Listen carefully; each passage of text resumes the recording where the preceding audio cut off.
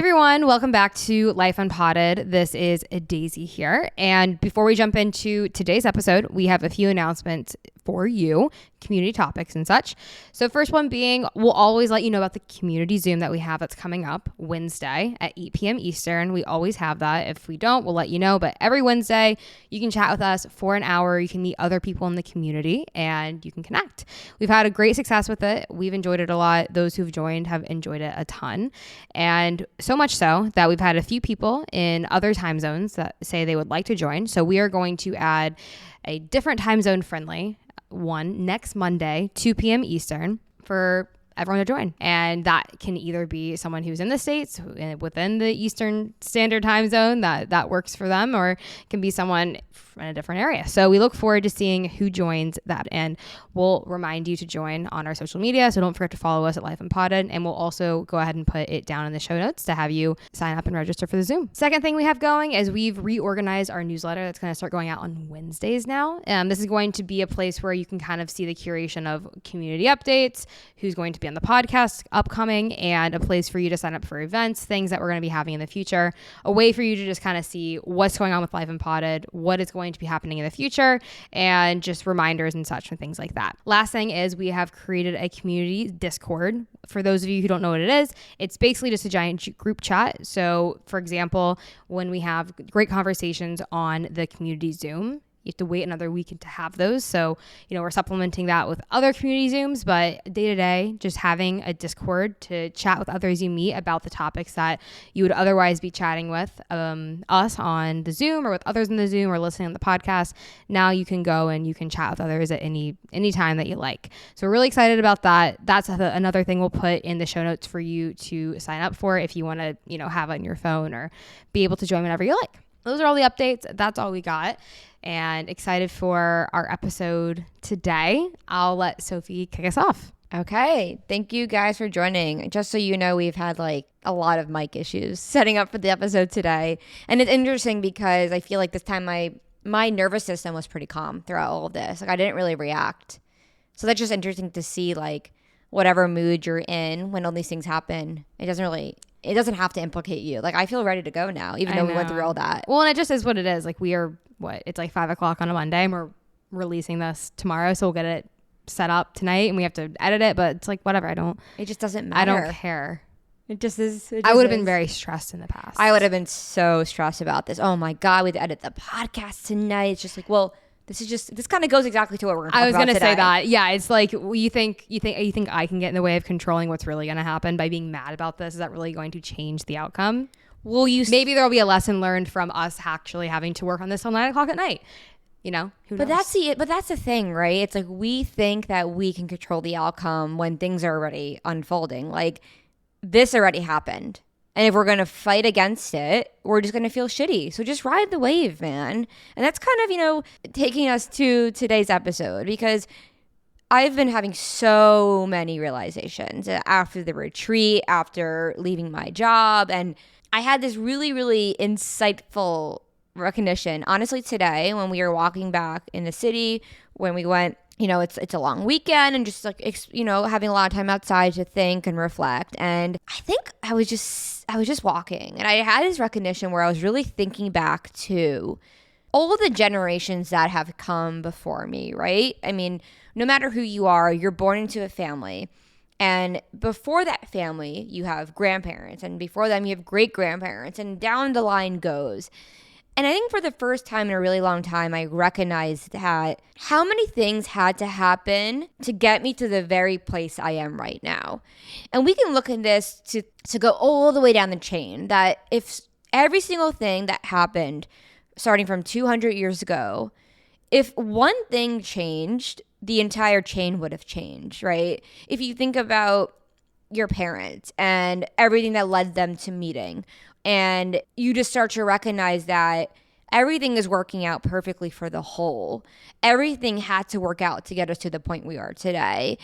And when you zoom out, it kind of helps you to conceptualize this. But I think why it matters is you think about how often and how frequently we tend to categorize things as good or bad. We place our opinions on situations as they're unfolding, thinking that we know what that means for our life. For example, for me, I faced a lot of adversity with my family the past few years over things happening with my relationship and just, a huge shift over what they wanted for me being not aligned with what I wanted for myself.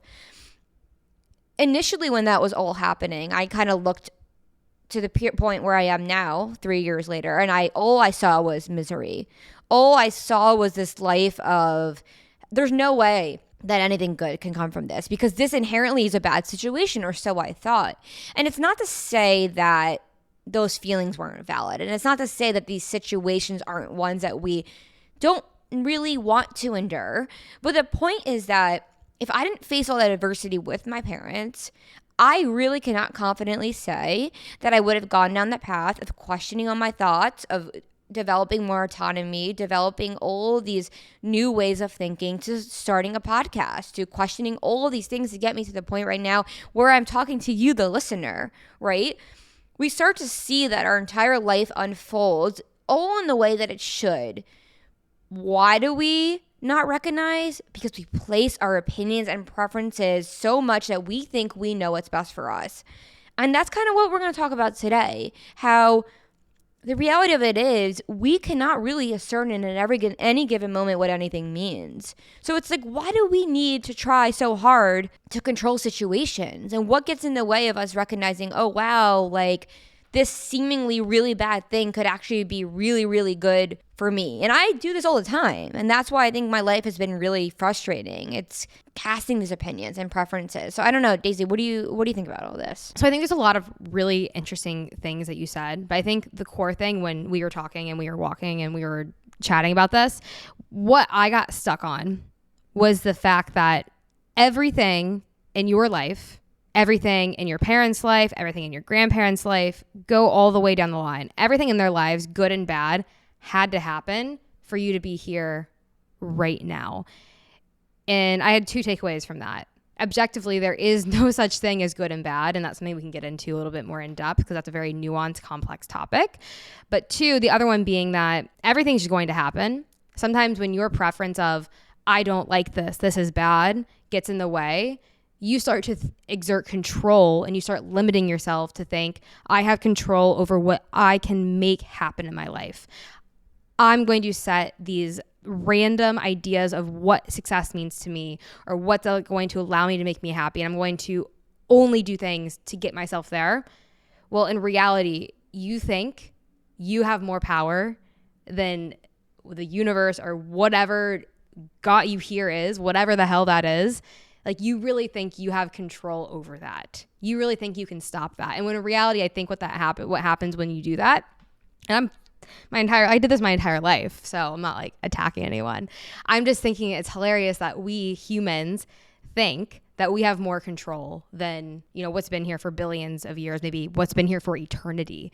We think that we can get in the way of that. And I think when we get in the way of that, we stop receiving things. And that only further makes us want to believe that, oh, I have to save $50 before I'm allowed to spend $5. Like, how there's all of these different things that we get caught up in of like rules we set for ourselves. And, that's an endless tangent that I could go on. There's endless rules that we set for ourselves to allow us to enjoy things.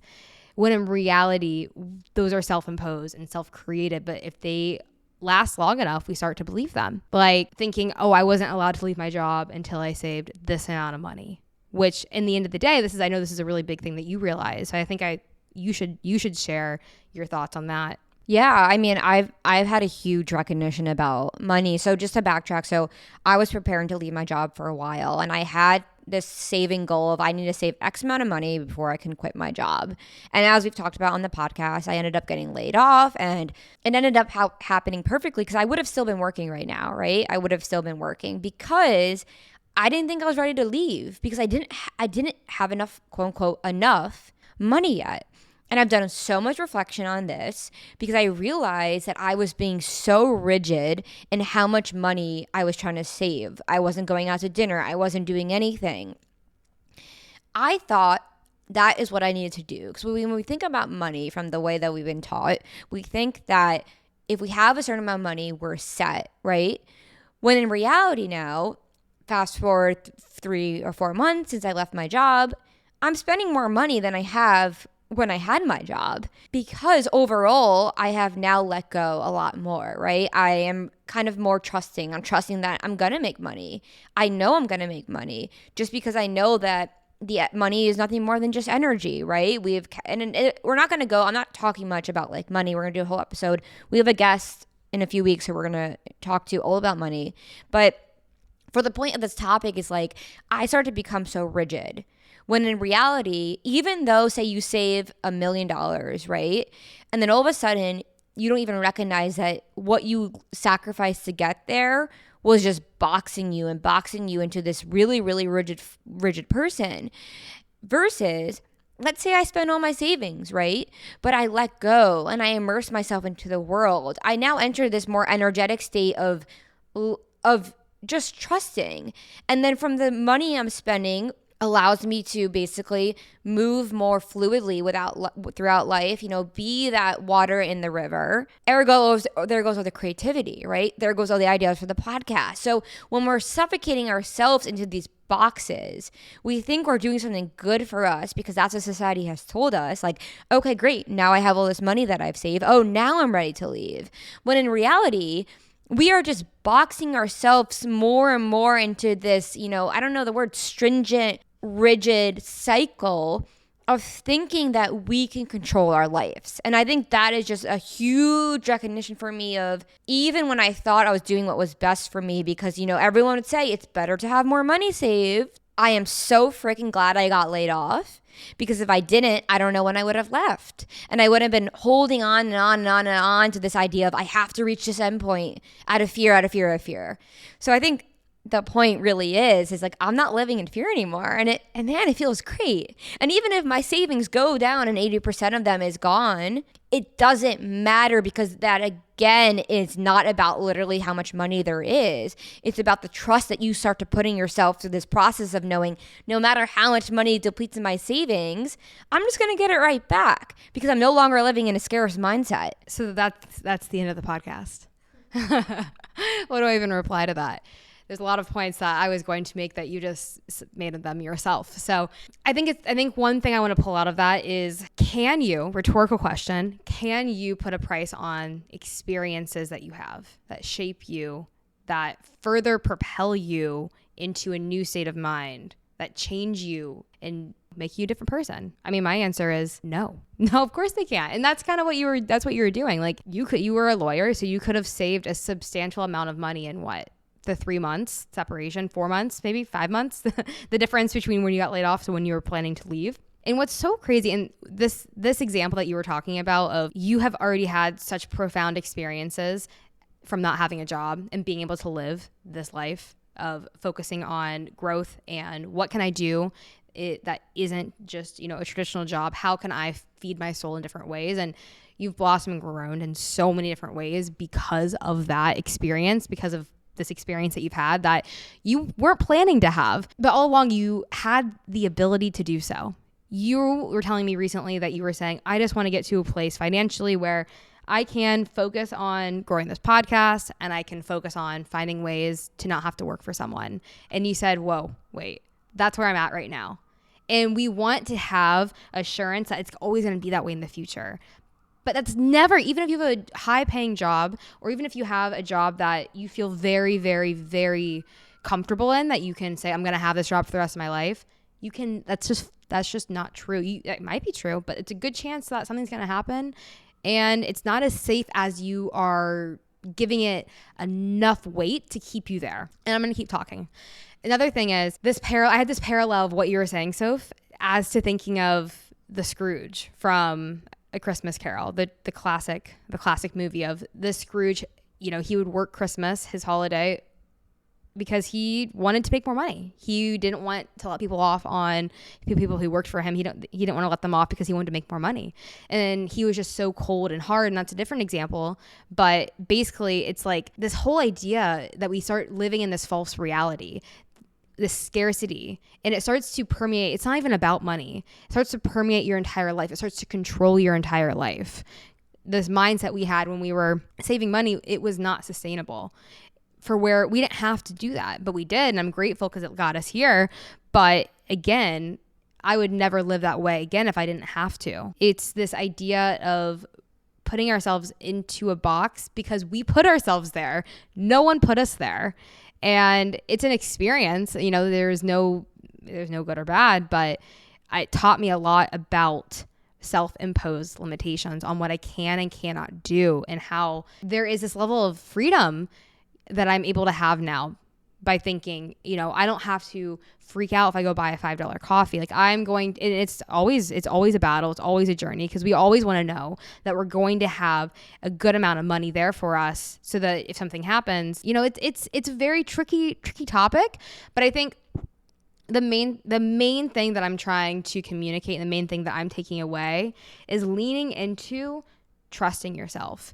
And it goes back into this idea of nothing is good and bad technically, but we're going to have experiences that we don't like. That doesn't mean we're not going to have so much insight from that. I didn't like being, you know, a Scrooge the past 2 years and not doing anything, saving money, but shit, I've learned so many lessons from that. So I think we think by like saving a ton of money, we're going to be able to protect ourselves,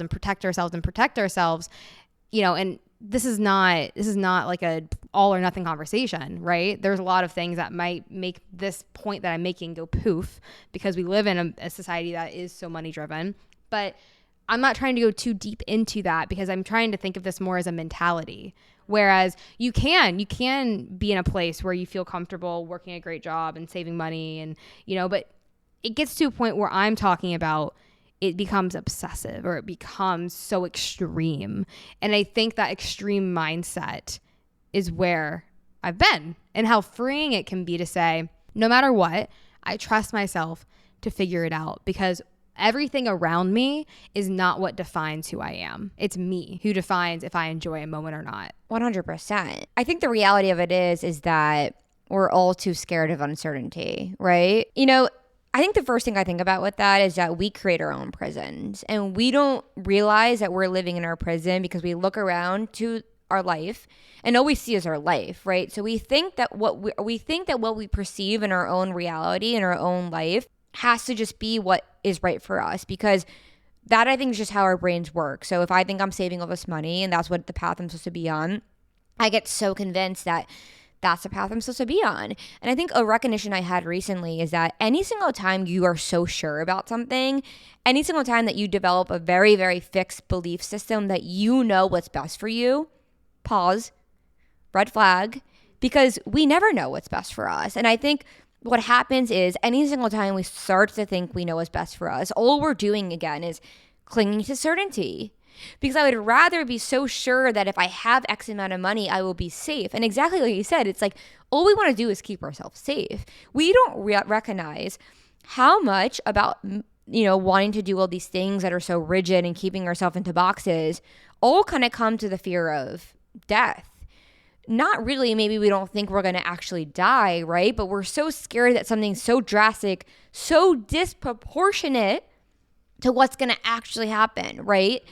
And I'm sensitive to all the different situations everybody is, right? If you have kids, where you live, where you are in your life, and I can recognize that I don't have kids, and I'm not at that point in my life. But I think in any case scenario, in the topics we are talking about, I can say that we disproportionately blow our fear out of proportion. And it really comes back to, I think, you know, Cameron Rosin, when he was on our podcast, it just clicked for me when he was like, your feet will always land.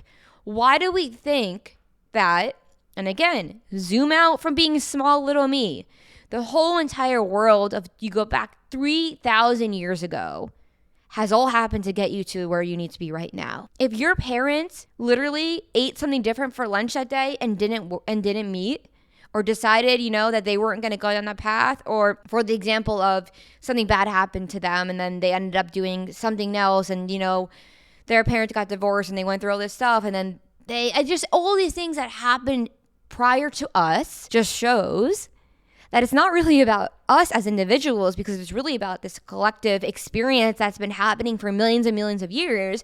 But then, little small me thinks, oh my God, let me control my life. Let me try to control all this. But we're missing the entire point, that we're trying to manipulate a reality that has already existed for all these years and is always panning out perfectly. And we wonder why our life starts not working out the way we need to. It's really fascinating. Yeah. I think this is like the most fascinating topic. Oh, this is by far the most fascinating topic, because we are just continuing to go deeper and deeper. And I think I'm always very aware and cognizant of, taking everyone's life situations into account. And I think there is a place to do that. But I also think on the flip side, there's a level of perpetuating suffering by doing that sometimes, by saying, because one of the words you said was reality. And I think we always have to come back to reality, because what if I was saying, I'm not going to leave my job because what if something happens what if I break my foot and then I break my arm, and what if I do this, and what about the situation if I do that? And the thing is, when I create all of these stories, they're just circling. Whereas if I quit my job and I go and that happens, well, I just have to deal with it. And I have to figure it out. And I think a lot of the time, fear permeates our life, and it literally is the core of what drives everything, unfortunately. And I think that a lot of the times we're afraid to push back on those things out of looking like a horrible person. But I think we can create these stories in our head, and we can start to say, oh, these are things that no one in society can point and touch on. But what if, yes, there is a bad experience and something bad that happens to you, but if you start to just make that your entire life, and you start to say, oh, I got laid off, and then I started, losing more money, and I started doing all these things, and instead of it becoming a period in your life where this happened to you, you start to carry it in your backpack for the rest of your life. And I think that's the differentiator. That's the line you don't want to cross, of being like, have you ever thought that maybe it doesn't have to be that way? Have you ever thought that you're believing this thing about yourself that is not true? It was an experience that you had, that you're starting to believe that this is who I am. And look, I love when people call me out, because it's so helpful. Like in my past lives of this life of like being fragile, of someone being like, oh no, Daisy, like maybe like you're not bloated, maybe you just gained weight. I'd be like, no, like I'd freak out and be so mad. But in reality, it's like, I think all of us, we all have to be willing, when people with good intention are saying, maybe you're creating your suffering, maybe you're the one limiting yourself, maybe all of these things in your life that you're saying, oh, I can't do this, oh, I can't do that, it's because of you, and you're holding on to this identity is making you more comfortable, but it's also making you suffer more and limiting you from having all of these experiences. I think that there's a level of enablement that is easy to happen when you don't want to poke and prod. But I think when you see the situation in yourself of, I wish someone would have poked and prodded me, it makes you not as, I don't know what the word is. I think that, like everything you just said, one of the things that really made me think about is how I spent basically my entire 5 years as a lawyer living and driven by anxiety and fear. And it's interesting when you start to think about your life, you start to reflect on your life, you start to think about all the things that you do in your life, and you start to ask yourself and assess, am I doing that out of fear? Am I doing this out of fear? And I think for the first time in my life now, I'm not doing anything out of fear. Like, I'm not in a relationship out of fear. I'm not doing what I want to do for a living out of fear. Now, instead, I'm doing things because I truly want to do them. And it's just so interesting. You really, really see how fear is pervasive in our society. We've been talking about this a lot. We have a friend visiting who we met at the retreat, and we've just been reflecting on just how that's everywhere, right? You turn on the news channel, fear. All we do is talk about all the bad things are happening. You quit your job and people say, what are you going to do for retirement? You know, it's not their fault, because this is just the reality that we've been in. But we start to recognize that we're never actually doing any of the things that we want because we think we are so convinced that we won't be okay. And it's almost like you have to really stop and ask yourself the question. And I've been doing this time after time again of like, what am I actually scared of?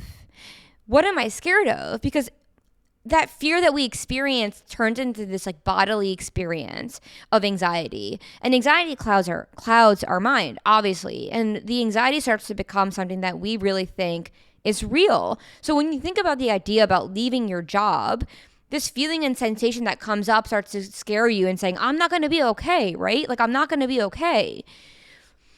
But then you learn to start to differentiating that feeling and saying, oh, that's just anxiety. That is not reality. And then more and more, and from us, it's, it's been with the help of psychedelics, but with the help of venturing into extreme discomfort. The past 3 years of my life have probably been the most uncomfortable, and here's when you use the word, quote unquote, full of suffering years of my life. But what the reality of it is the difference, that approach I try to take will say, oh, all these shitty things are happening right now, but that's not who I am. So let me see how I can grow from this. And the only reason in that moment I didn't know I was doing that, but I said, I'm just going to feel these feelings. And I think when you feel the lowest points of pain, when you experience the most amount of discomfort emotionally, you start to recognize that there's nothing actually to be scared of. And you experience this when you do psychedelics, because you feel this pain, you feel this discomfort, and then it's like a wave of clarity after, and you realize it was all in your mind. None of that actually exists in reality outside of our minds. I was thinking about recently, like, when I die, that all these ideas that I've created will just disappear, right? All the suffering or perceived suffering I have in my head will no longer be there. You can't go and look and try to find the idea of Sophie when Sophie's dead, right? But what you and you still will be able to find at that point is reality, is the ever eternal reality that existed for all these millions of years. And the point that matters is you realize that this idea of Sophie is just a concept. It's just a construct that doesn't actually exist anywhere.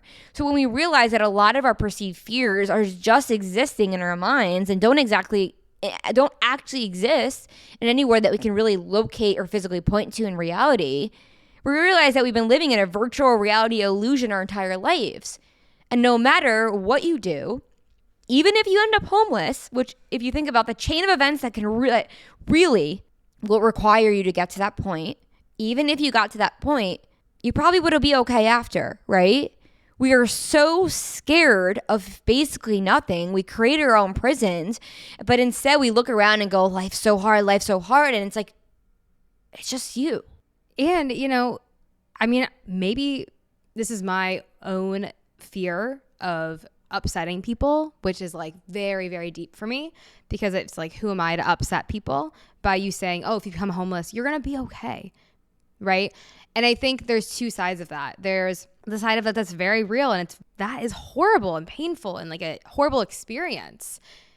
But I think the point in saying that is that life is not meant to be this cushion. It's meant to be this experience where we all experience these difficult things without question. But that's what makes us human, is our ability to experience those things. Like you said, life is it's not meant to just be this mid of the road experience. It's highs, it's lows, and it's the lower you go, it's the higher you go. And I also want to say, like, shout out to our friend Allie, who's been staying with us, because she, the big thing is, like, none of this is that serious. And I think that you can have fun with it. I think everyone tells, this is where I said shout out to Allie, because everyone tells their own story. And you don't even realize that it's a story because it's so ingrained in who you are. And every time we say something, she's like, story. And I think it's kind of a funny way, because underneath everyone's story of who they think they are and what they can't do or why they have to do something, if you call it a story, it's, it's realizing, like Sophie said, like, if you're everything, then that's not you. It's impossible for that story to be you. It's an experience you had that you're continuing to live through the lens of. And I think that's the beauty of being able to have conversations and call people out, because at first might be like, oh, like, why are you calling me out? Well, it's because you don't have to live that way. And I think that's kind of like a joke that we've been doing of like, after we were talking about, calling things a story is like, the next time like I'm really triggered, are you really going to call it a story? And it's like, please do. Because it kind of like reminds you that, this is all made up and I don't have to be falling into this trap of suffering. I can actually just say, well, shit, I fell into it again. Ha ha ha. Like I'm just a human. That's all that happens. But being aware that it's happening and not being defensive about it, you can learn a lot. And I think that, it's not that serious, but the more serious we allow it to be, the further on we go with it being serious and the more weighed down we are. Kind of on the topic we were talking about earlier with money and kind of taking risks in your life. So our friend Allie, who's staying with us, who we met at the retreat we went to, she was saying, so she's from Australia, and she was saying I spend like thousands of dollars to come here, and I started to work all these side jobs to get myself in a place where I could come to the States and go to this retreat. She went on 2 retreats. And we were sitting there where we were kind of like pondering the question of like, I was like, was it worth it? Like, would you say like all that money you spent was worth it? And we were sitting there. We had just watched an episode of Black Mirror. We literally had met this girl 2 weeks ago, and now we let her come visit us in our apartment. And we were sitting there and we're like, we feel like we're like siblings at this point. You can't really put a price tag on that. And her staying with us, all these experience, all these realizations I'm having and all these things she's realizing. And it's just, you start to recognize that it's the classic example of the person who has like a few $1,000s left in their savings and they're deciding between, should I sign up for that course and put my money towards that, or should I keep saving it? And I've heard this example from people, just like they did sign up for the course. And from there, their life was changed. So it's like we sometimes, basically I think our entire life is the recognition that we mentally, from a logical mental concept level, cannot understand and conceptualize all the possibilities that lay ahead in this life. You can't conceptualize that if you do decide to buy that plane ticket and go on that trip, who you might meet there, the insights you might gain, because the alternative is staying in this really limited box of a narrow perspective of the small me. And this is a really, really big recognition that I think it might be hard for me to put into words, even though it's probably everything I ever say, is that like when we think that our thoughts that we have about reality are true, we will perpetuate our suffering.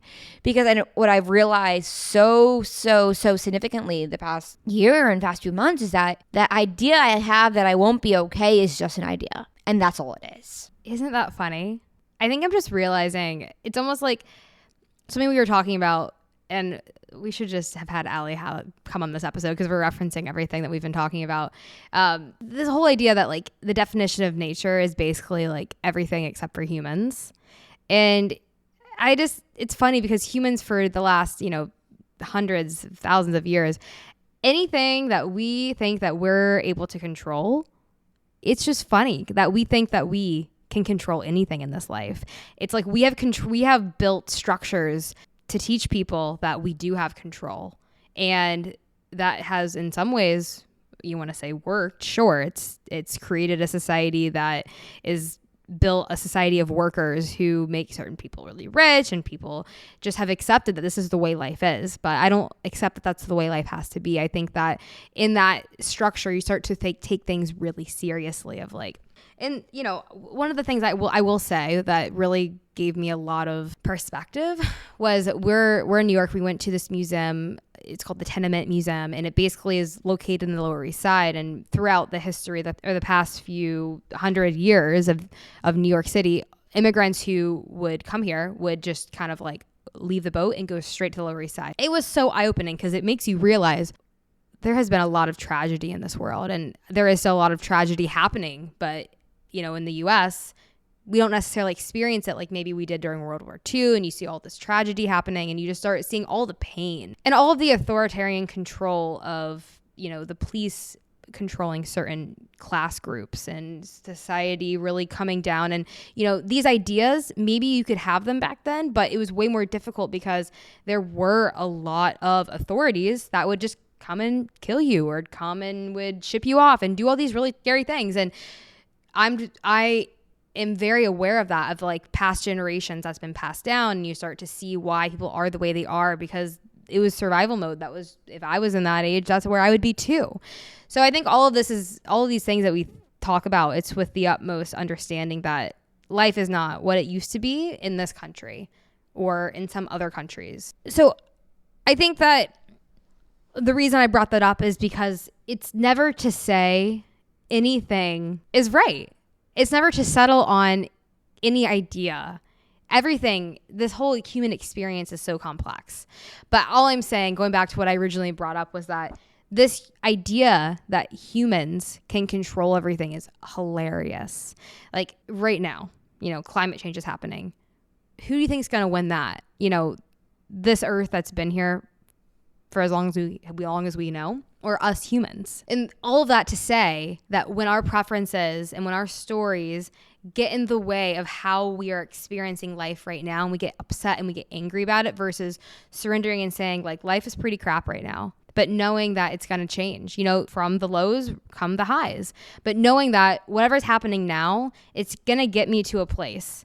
And as long as I surrender to that, life is going to always be okay. It's really just in the eye of the beholder of how we choose to look at life. Because things, in 10 years might be okay and a lot better than they are now.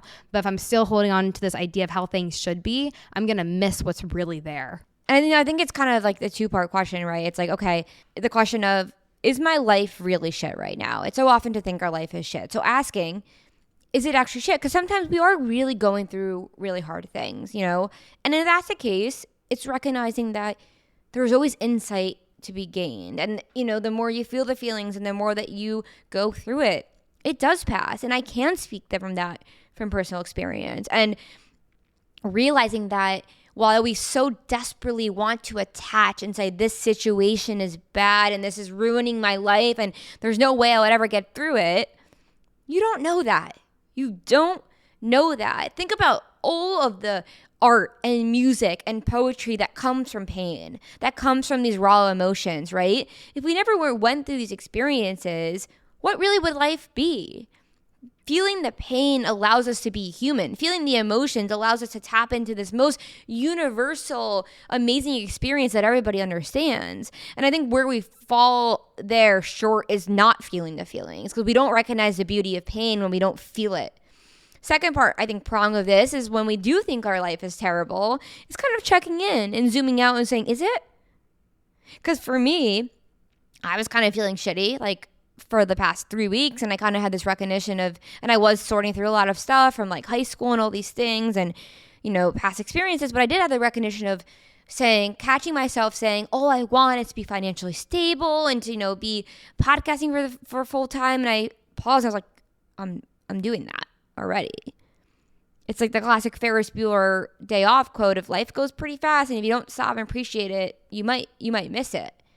So I think it's just, being aware of our tendency to categorize our life as being this crappy thing, because when we stop and we zoom out and just connected to the beginning of the episode and we zoom out and we stop thinking about ourselves for a second, when we stop thinking about ourselves for a second and stop obsessing over this identity in this life that we think it's so important, and it's not that it's not, but it's when we zoom out and we really, really think about how everything that's happened in this earth to get us to this point, we start to have you start to feel a little humbled, and you start to recognize, oh my God, like this is a freaking miracle that I'm here. Because if my parents didn't go out to that club that night to meet each other, I wouldn't be, and I wouldn't even have this experience. But instead we shift and we feel so entitled, and we feel like, I'm alive now, so everything has to go the way I think it should.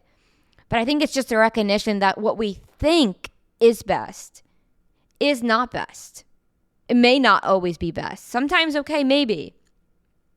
So when we let go of our preferences and we let go of thinking that our life has to be a certain way, that is where the magic happens, man. That is where it happens. And I think we're seeing that with our life right now. And this has been an incredible episode, and I feel so energetic about it. And it just shows, like yesterday we were going to record and it just wasn't right. It wasn't right yesterday. And today it is. And it's the day before the episode launches, but it just doesn't matter.